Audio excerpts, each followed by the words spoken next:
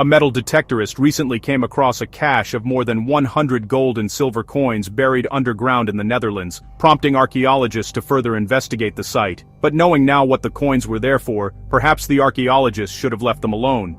According to research, the coins, which sat buried for 1,300 years in the Netherlands, were likely used in cult rituals, and further around the site, archaeologists uncovered the remains of a 7th century open-air cult site.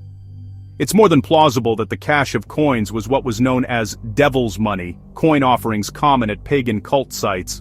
The metal detectorists made the find near Hezingen, a hamlet near the Netherlands border with Germany. The coins, dating back to around 700 AD, include some rare finds from the mints of the Frankish Empire, and were discovered alongside metal jewelry in 2020 and 2021. There were several clues that helped the archaeologists deduce that the site where the coins were found was once the stomping ground for a cult. There were rows of posts, evidence of a large residence in a clearing near an ancient road junction on a prominent elevated landscape, remnants of animal sacrifices, and more. They also determined that the gold coins and jewelry were placed there in intervals over 100 years and interspersed with the animal sacrifices, making it clear that the site once served as a ritual sacrifice location for pagan gods. The archaeologists located the signs of an old structure, likely from the 6th century, as well as 17 post holes for wooden posts that aligned with spring and autumn equinoxes, which tied the site to seasonal harvest rituals. The cult site was probably linked to a nearby high-status settlement with an enclosed cult house or ceremonial building.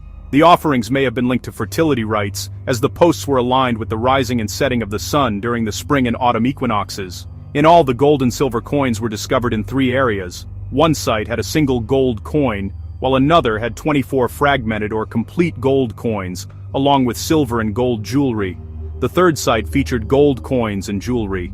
They think that this cult site was mainly used by local elites to emphasize their own status, and of course, you do that preeminently with valuables.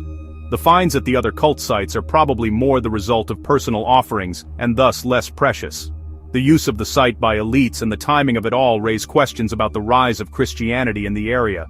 The site's use was curtailed in the 700s AD, prior to the rise of Christianity in the region, leading the study authors to theorize that the area's leaders may have adopted Christianity earlier than others. As prominent missionary texts spelled out, to have pre-Christian groups convert to Christianity, they would need to stop worshipping pagan gods and cease the sacrifice of the so-called devil's money. Since Hezingen was abandoned by the early 8th century, when Christianity began to spread, the study authors suggest that the leaders of the town, wealthy, as indicated by the value of the gold and silver, were among the first in the area to convert to Christianity.